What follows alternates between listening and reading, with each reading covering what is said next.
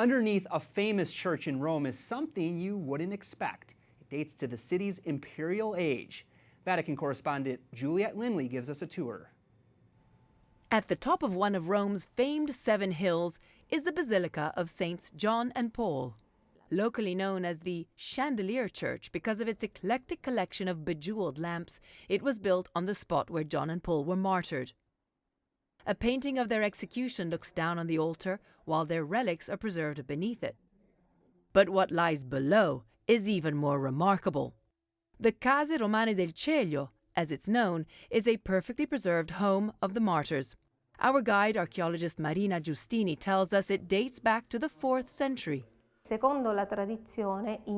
She tells me tradition says the 2 Christian brothers lived here on the Celium Hill. They were officers of Emperor Constantine who were killed and buried here defending their faith. The frescoed rooms were originally shops of a working-class building, but it was converted into an elegant upper-class residence in the 3rd century for the home of John and Paul. The first church here in their honor was built just a couple of decades after their death.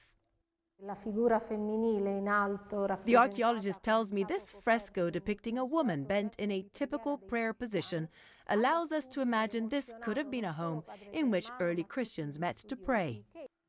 It was only in the 19th century that the ancient houses were discovered, and it took more than 100 years for them to be opened up to the public. Interestingly, high above the facade, we find the coat of arms of none other than Cardinal Francis Spellman of New York. Back in 1946, when he was made a cardinal, his good friend Pope Pius XII assigned this basilica as his church in the Eternal City. In Rome, Juliet Linley, EWTN News Nightly. What a spectacular story, and the videography there was so amazing. Thank you to our Rome team. I'm Jason Calvi, and for the entire EWTN News Nightly team, thanks for watching. We'll be back tomorrow with more news from a Catholic perspective.